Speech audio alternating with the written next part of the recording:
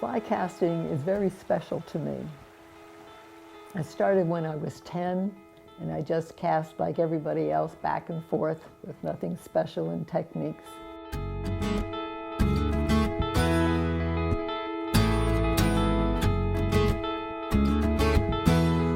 I had a particular man on a Patterson casting club, Patterson in New Jersey.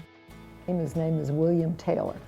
And I used to gilly for him, meaning that he would practice casting, and he'd cast, over 100 feet, and then I would pull in the line and lay it out on the platform so that when it went out, it wouldn't tangle. We would go, say, once a week and practice casting. So, of course, I got to the point where I wanted to do that. So he let me try his rod, but it was too heavy for me to use. And these are bamboo rods in these days. We're talking about in the 40s. He also made rods. And so he said, I'll make you a rod. And he did. And then the fly line that was on it was made of silk, which he put together in pieces. And in distance casting, it had to weigh no more than 1.5 ounces. Well, I couldn't pick up the line on his 1.5 ounces with his rod. And so he made a line that only weighed 1 3/8 ounces. And so I was now able to take this line off the water and shoot line on the back cast and shoot forward. It was too heavy. This outfit was too heavy for me to false cast. In 1960, I made a cast that was 161 feet. Now, I was also 18 inches above the water on a platform. I never could have done it if I were in a river or something like that.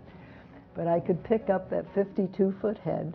We had monofilament shooting lines, shoot on the back cast and shoot forward. And so that was the high point of my distance casting, except that also in 1951, I entered a distance casting event that was called Fisherman's Distance.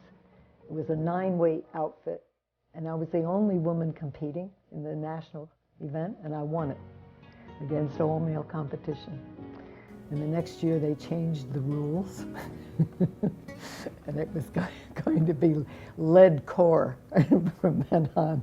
I wasn't going there. When I was doing the distance casting, I learned about drift, because picking up 52 feet of line would not give me a long enough forward stroke to make a really long cast. So I picked up the 52 feet of line in a vertical plane, drifted back, and then double hauled and cast forward. And so that was my introduction to drift. And I thought it was only going to be for distance casting, but it turns out that I use drift in all of my casting because it connects back cast and forward cast. There are no gaps, no waiting. It fills it in. And to me, it's almost like dancing because it's a full feeling from my tiptoes to my fingertips. And that's part of what keeps me interested in casting, is the feeling of it. And then when you make the lovely loops, it's a joy to look at them. And then when you go fishing, if the fish are not cooperating, but you are doing good casting, you can at least go home at the end of the day and have some satisfaction.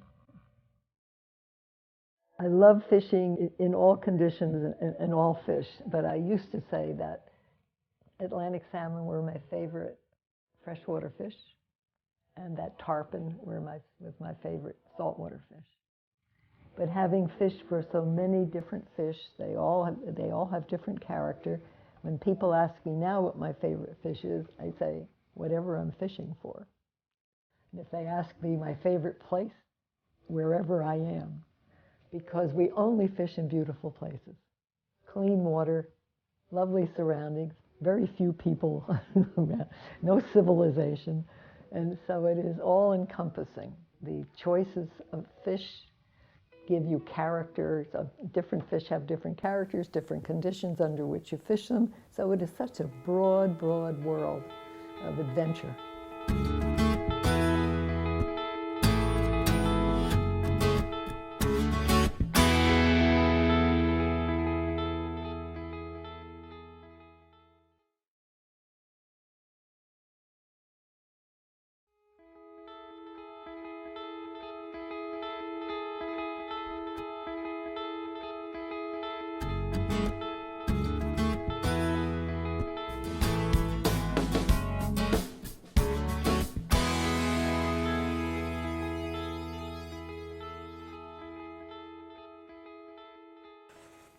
The casting stroke is the path your hand follows in the execution of a cast. The stroke is an acceleration to a stop, and it uses all three parts of the arm. To have an unlimited future as a fly caster, you must use all three parts of your arm, your hand, your forearm, and your upper arm. It's natural when you first start fly casting to just kind of hinge on your elbow and just use your forearm back and forth, but that has great limitations. What we need to do, as I said, is use all three parts. We start with the grip, and the grip is very, very important. You don't want to just grab it any old way. You want to put the cork handle in your finger so that you could hold it that way. And then make sure that the heel of your hand is on top of the rod butt as you seat it, and put your thumb in a flexed position. So this would be the position that you should be holding it in. Then you'll get the most use of your all fingers. Now there are some men who have very heavy wrists, and they find that they cannot get that position, and so they use their forefinger instead, and that works for men especially. So the forearm is your stroke length. It could be a short stroke, it could be a longer stroke, and your maximum stroke is going to be when the forearm muscle touches the upper arm muscle. So your hand position is two positions, parallel and with a bent down wrist. We end with a 45-degree angle. Now you can just get by with up to 35 or 40 feet with this hinging on the elbow, but now you want to have better casting, longer cast. Now we bring in the upper arm. So fly casting is the back and forth motion of the forearm and hand within the up and down motion of the whole arm. And now we have got to lift and lower as well as go back and forth. It's a compound move. Up. So the easiest way to make that happen is to have an imaginary line from your waistline to your forehead. And if you follow that with your thumb, you will automatically have to get to your forehead, you're going to have to lift that elbow and engage your upper arm. So we start with a loading move, whole arm. Now the power snap is going to be hand action, forearm action, and elbow lift. All three things happen on the power snap. We're waiting and resting right now for the line to unroll, and we start forward from the shoulder, static position, until we reach 90 degrees from our target. And now we're going to do a power snap. And when we do a power snap, we're going to be pushing forward with our thumb and pulling the other fingers back, much like a screen door handle. Push the button with the thumb, of course the screen door will stay still, but you see what happens. When you push it forward, this will move back. So we have that little screen door handle on the forward power snap. On the back cast power snap, you don't have to think of what do I do with my wrist. All you have to do is, after your loading move, your power snap is going to be forearm motion and squeezing the handle. So boom, and it immediately pops that rod butt out to 45 degrees. You don't have to think of how many inches do I have to make my wrist move. You don't have to think about your wrist at all on the back cast. It took me a long time to figure that out. And so we have whole arm loading move. Now the power snap, squeeze. There it is. Now you let the line unroll. Start forward. When you get to 90 degrees, do your screen door handle right to the target with your thumb. So your thumb is going to be the indicator for your cast.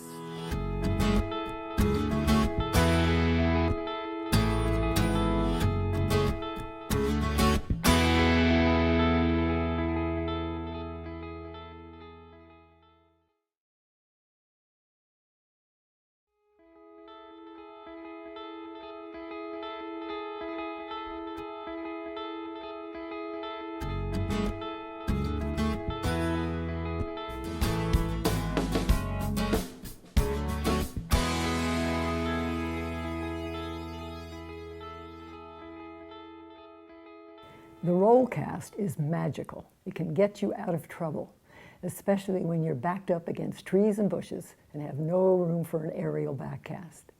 And it is a slow motion version of every forward cast you will ever make.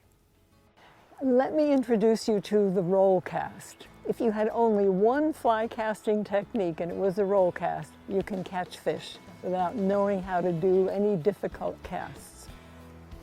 It's most famously known for being the technique you use when you're backed against trees and bushes and can't make an aerial back cast. So you can start, if you've never cast before, you throw the fly in the water. Then you can take line off the reel. That line will pass through and you will end up with a little messy looking line on the water. I'm just going to raise the rod. I'm going to tilt it to the right and I'm going to bring the fly line back into what I call a D shape. The rod is the shaft of the D and the belly line is the rest. And then we just hesitate until that line comes back and we've kept the line in the water. And now we're going to start with our hand, thumb at forehead level in an open wrist position, 45 degrees. And our first move is going to be a loading move to 90 degrees from the target area. And then a power snap. Now, we do it again. A loading move from your shoulder to 90 to the target. And a power snap. Lift, tilt, hesitate, line up your elbow with your target area. First move, second move, and you're fishing. Usually when we do a roll cast, we're unrolling the line right on the water. So we are aiming our thumb a little below the target to make it go there. If we want to unroll the line above the water to present a dry fly, for instance, then you go to the target and it will unroll above and then land. And you can even use it if you wanted a slack leader cast and unroll very high up and then let it fall. So there are times when the wind is blowing from your rod hand side and then you must change to a backhand cast. So you would change your feet so your right foot is forward. Again, lift, bring it back slowly, tilt the rod so your elbow would be out and your hand still comes to your forehead level, everything is the same, but line up your elbow with your target, do a loading move and a power snap. Lift, tilt, position, stop, loading move and power snap. The other time you would use that would be if you were in a river and the line was all curled up to the left of center of your body, then you would again use a backhand cast.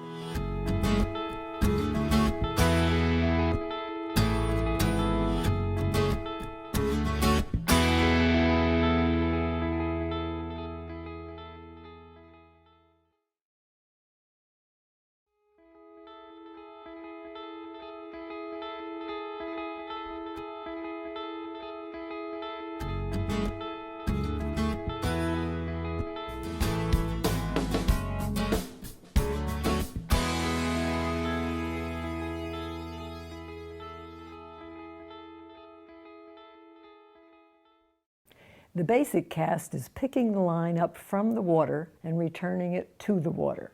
The basic cast has two strokes, a back cast and a forward cast. And the back cast is a slow motion version of every back cast. This is a basic cast. It's taking the line off the water and putting it back down. The mechanics are all going to be the same: loading move, power snap, follow through.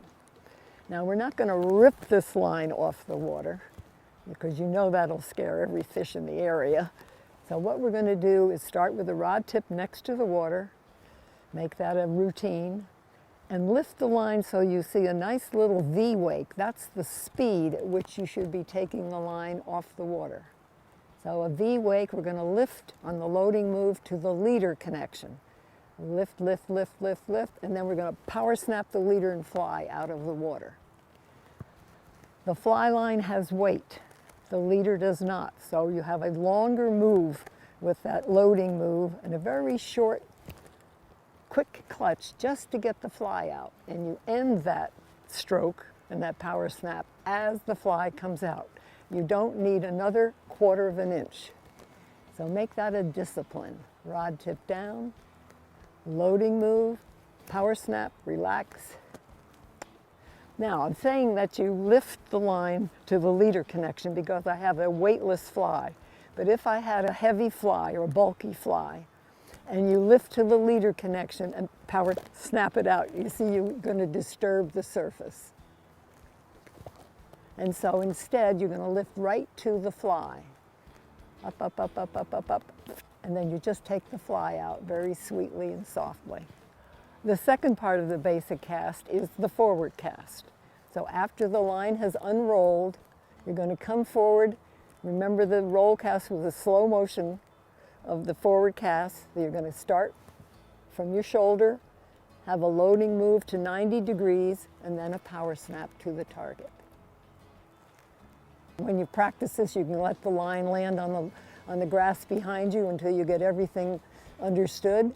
First move, second move, but this time above the water. So you have a hand target line from your forehead to the target. Depending on how long your line is, your stroke will be shorter or longer. But whatever you do, you just stop as the fly comes out. Here's a short one. You'll see the angle is a little bit more vertical. With a little more line, it won't be quite as vertical. When you use a weight shift, it lengthens your stroke. I'm still only coming forearm to upper arm, but if I shift my weight back, instead of having this length stroke, I have this length stroke without taking my hand back any farther. So a weight shift is a very big help as your line lengthens.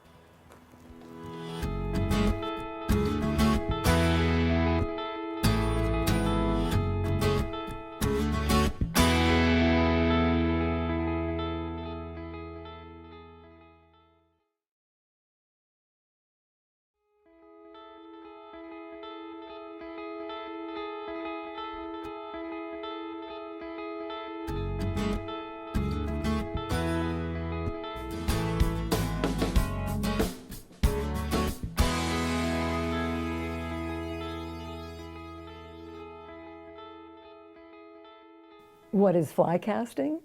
It's bringing to life a fly rod and line through arm movement to create open-ended, unrolling loops with which to present an artificial fly to a target area. I would like to give you a visual connection of what happens in every cast, the parts of the casting stroke and how they all fit together, but so that you can see them. So we have a form here that will show you the parts of the casting stroke and two targets, 90 degrees off the rod tip, because the fly line must unroll in a straight line from the rod tip to the target for good casting. Now we're going to start with just the heart of the cast, which I call a power snap. It's just moving from point A to point B with just a forearm and hand. But this is the heart of the cast. This is where you're using your power and forming a loop. And this works, just this short power snap, for short lines, maybe 35 to 45 feet. But then when you get longer lines and use that same length stroke, now you'll start to get tailing loops because the stroke length is not long enough. And so I'll open the form up and we'll add the other parts of the cast. The power snap is the heart, but we need a loading move. And a loading move is just to get the whole outfit moving as a unit before the power snap and moving in the direction of your target. So we move it, move it, move it, move it until we come to roughly 90 degrees from the target. Then we do the power snap. That's when your loop forms. And we have an open-ended, unrolling loop.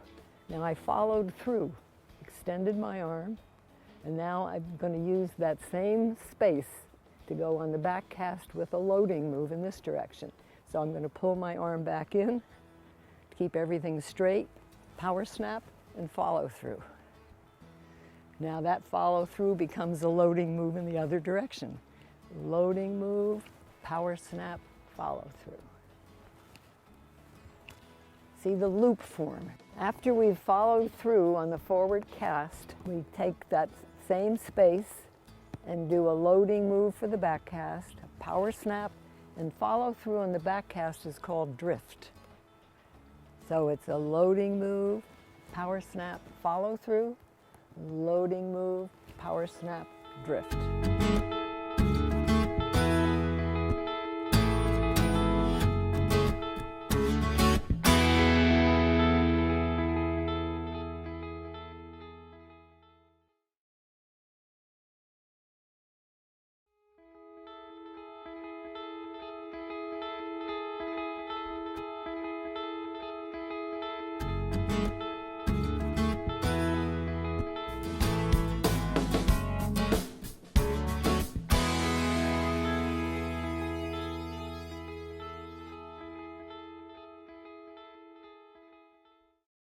The forward cast is just like the roll cast, except that you unroll the line above the water instead of on the water.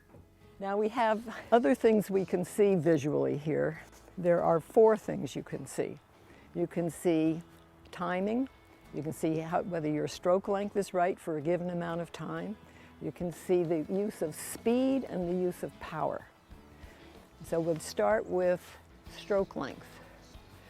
If my stroke is not long enough, it'll have, again, the tendency to have a tailing loop if it's just too short for that much line.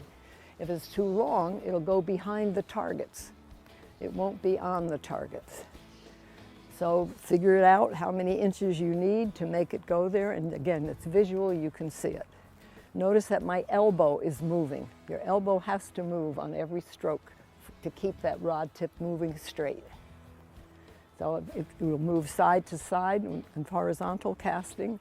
It would move vertically in vertical casting, up and down. But that elbow is so important.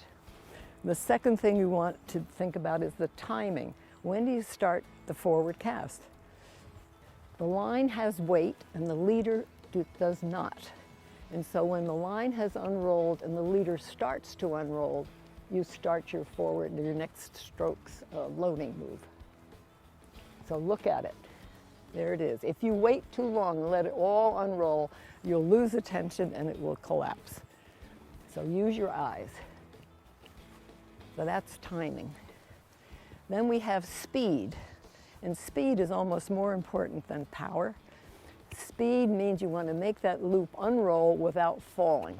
If it's too slow, it would be this sort of thing. Not enough speed. So the speed is going to keep that loop unrolling in the plane that you have set it up in. Power. If you're using too much power, you're going to have ripples in your line. That kind of thing. And so you can, again, you can see this and you can say, wait, slow down. And try to make your power snap smoother. And when you're doing this, you don't want to just think of flipping the tip. You want to move this strongly and try to bend the rod right over your thumb. Move it. So this is the part of the rod that makes the good casting, not just the tip. The tip responds, but this is what makes the cast good.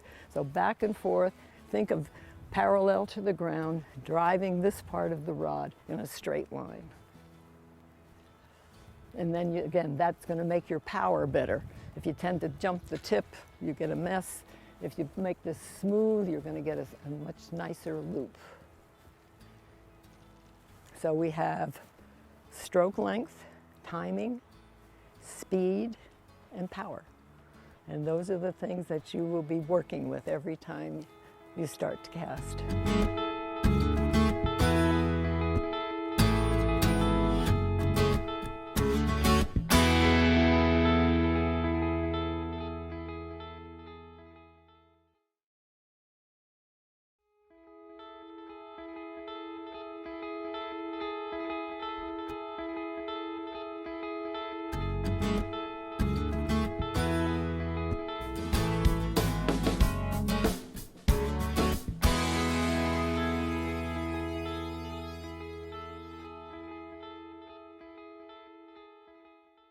False casting is making back and forward casts without letting the line land on the water.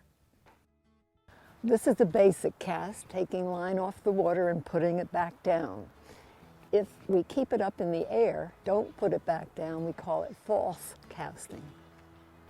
So you unroll back and forth until you where you want to be with your target area.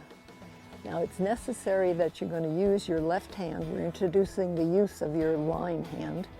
Hold the line so there's always tension between it and the first guide, and have them separated so you could put your head through it so the line can't possibly wrap around your reel.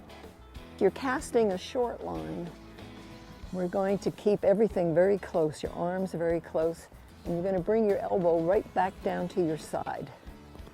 It's here. You don't have to reach out. The rod reaches out. So short cast, you'll be right here. As the line lengthens, your elbow will finish a little farther out. Wide loops, narrow loops, narrow loops. And that would be about the length of your longest cast stroke. Now there's another aspect to it, and that is the timing on the back cast. So you start first by, after your power snap and you've formed your loop, follow through. Drop your hand a little lower, and then all you have to do is turn that fly around. You see it coming back at you, you're finished with your stroke. Having the fly land first would be only for particular times when you're working on a fish that says you've got to show me the fly before anything else, and then you would hover it. You put a little extra force on your power snap, and it stops the fly in the air. And after it stops, you drop, and it'll go right to where you want it. But generally, when we cast, we are casting, finishing with our thumb on the target area, and then everything lands lightly. Fly doesn't land first, it lands with the leader. Now you can't go through your fishing life casting in one plane. So think of it as I think of it. I'm standing, my feet at 6 o'clock, 12 o'clock is above, and I'm going to be able to cast on all planes from 9 o'clock to 3 o'clock. Here's 12, here's 1, here's 2, but I adjust my feet so that when I get to horizontal, I'm sideward to the target. That's 3, 2, 1, 12. Now backhand, I put my right foot forward, and this makes it easier. So it's 11 o'clock, 10 o'clock, and when I get to 9, I'm going to scrunch down so I can get that fly under that overhanging branch. Make sure that your hand, the target, and your eyes are all on the straight line.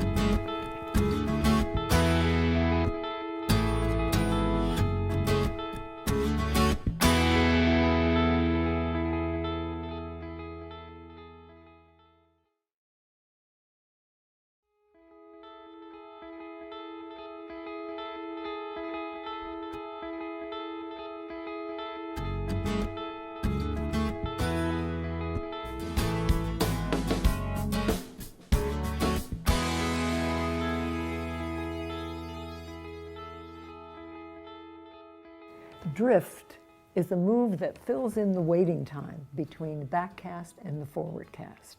The simplest way to think of it is as follow through on the back cast, but it can do a lot more for you. In the mechanics, it follows the power snap. We would lift to the leader connection on a basic cast, power snap the fly out while it's unrolling. Just take your finger under your elbow and lift it 2 inches, and you have filled in that space with drift. Then you would start your forward cast with a loading loop. So it would be stop, drift, come forward, stop, drift. And as I do this, it rounds, it feels elliptical. And so this is one of the reasons I love fly casting, because of the feeling of always being connected to that fly line, not having any blank spaces. And with drift, we can make long casts with it. Think of it as follow through on the back cast. You snap and you follow through backward.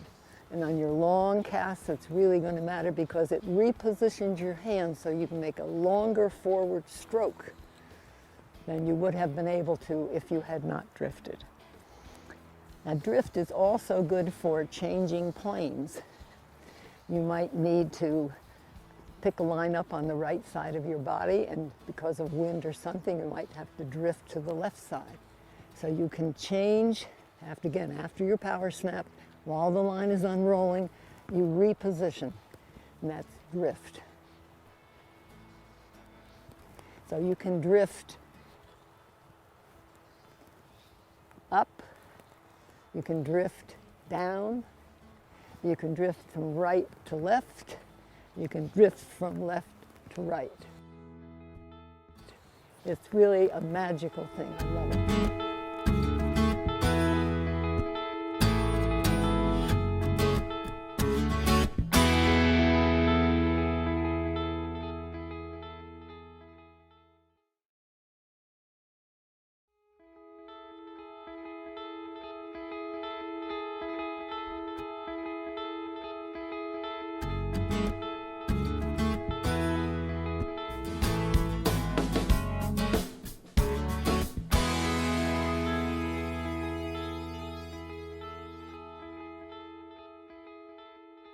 Double and single hauls are the techniques that everyone equates with distance, and rightfully so. You can't reach your full potential as a really good caster without them. Double hauls are a technique that everyone wants to learn first because they know that they'll be able to make their longest casts with a double haul. But it makes all of your casting easier. Let me show you that if you were just casting without a double haul, I've got to use my body, shift my weight hard, and now if I add a double haul, I can relax. It's going to tighten up my loop, and it's well worth learning. All right, we're coordinating the haul exactly with the power snap. So we're going to do a loading move as usual, lift to the leader connection, power snap, and haul the fly and leader out of the water. Lift, haul. Then we're going to give that line back that we hauled forward, and we're going to give it back as the line unrolls behind us. Lift, haul, give back. You don't haul through the whole stroke. You only haul with the power snap. Here, give it back, haul again. Now it's very important to haul opposite your rod hand. If you just haul down, you can get caught on the reel or the rod as you come back up. And so you just think if the rod hand goes back, the haul goes forward. So lift both hands together so you can do that easily. So your hand is actually going to be in front of your face on the haul.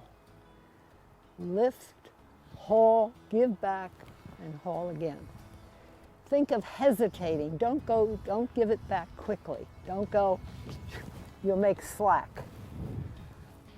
Look, slack.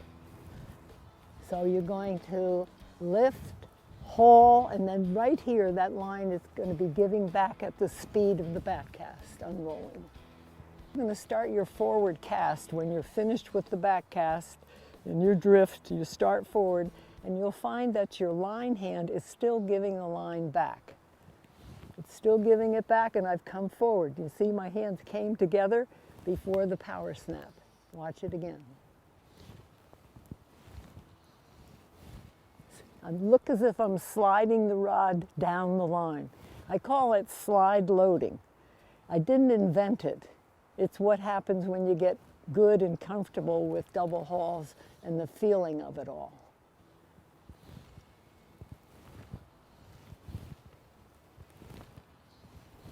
And your hands just come together in time for that forward power snap. This is an exercise that will help you develop perfect timing on your hauls.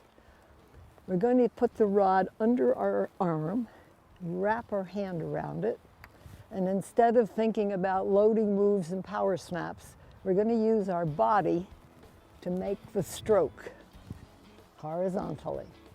And what we're looking for is enough speed to keep that loop in the air. And when that's working for you, then start hauling. Hesitate before you give the line back. Pinch it. And now you can watch it.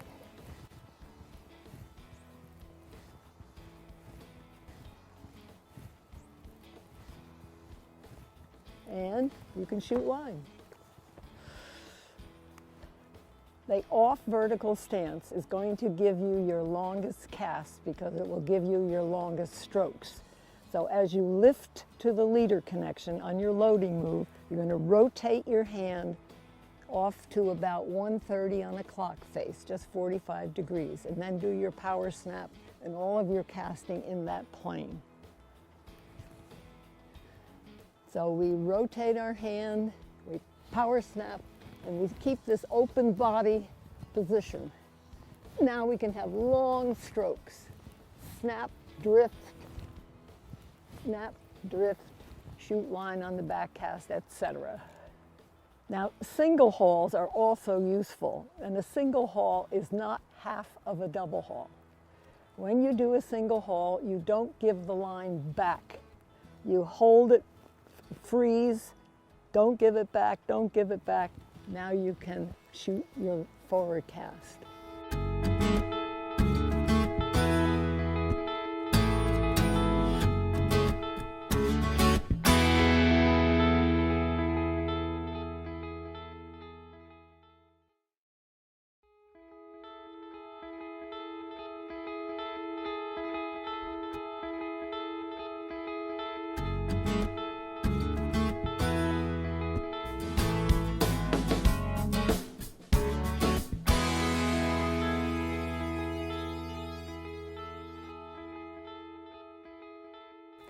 Shooting line easily adds length to your cast on either basic casts or in false casting. You can shoot line on the forward cast, on the back cast, or on both of them. But your timing will need to be changed a bit. Shooting line enables you to reach longer lengths of line without too many extra casts. You can shoot line with a basic cast, taking line off the water, putting it back down and shooting line. So make sure that you lift both hands together. Don't get sloppy here. Lift together, make the cast, release the line. So you can release line for shooting on basic casts, false casting, starting from scratch. Your timing is going to change when you shoot line. The timing changes on that final back cast. So this would be even timing. Now extra hard, wait longer, and then shoot forward. And you're waiting for a tug on the line, which kind of preloads the rod. This is even timing. Now extra strength, wait a second, and then shoot forward. You've made your longest cast, and now you want to repeat it. So you're going to strip your shooting line in until you come to the weighted section of your fly line. And you should know where that is. You can put a mark on it, and you can tell where it ends by diameters. So bring your weighted section in near your rod tip, perhaps 3 feet, so that when you double haul, you won't be pulling the line too far into the rod. You're going to do this in 2 casts, 4 strokes. Don't shoot, shoot a little, shoot a lot, and go the rest of the way. The reason that you want to bring that shooting line in until the weighted section is close to the rod tip is because if it is too far away, we call that overhang. How far out of the tip the weighted section will be ending. So I usually start with about 3 feet of overhang, but if I had 5 or 6 feet, it's going to be much harder. See, I've lost the cast even with a double haul because there's too much overhang. So bring it in within hauling distance of the rod tip and make your 4 strokes. 1, 2, 3, 4. So bring in the weighted section to be within 2 or 3 feet of the rod tip, and then you make 4 strokes and be fishing again.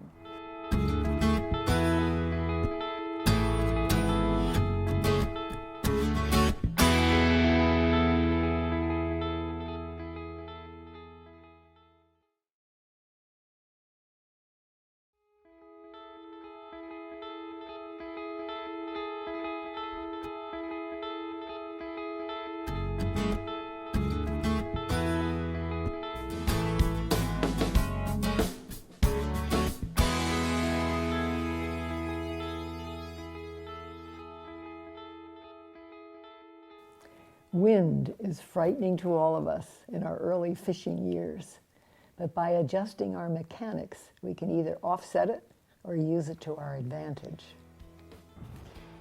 Wind is a condition that we have to put up with, like it or not, but there are ways to compensate. If the wind is blowing from my right side, I'm right-handed, then I'm going to cast on my left side, backhand. You can often, if the wind is heavy, when your fly is to your right, you can often pick up on that right side, drift to the left side, and continue from there.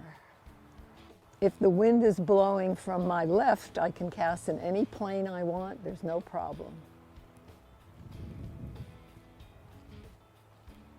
If the wind is blowing from directly in front of me, a front wind, now I have to change things. I've got to use more speed on my stroke, and I've got to use stronger power snap to cut into that wind.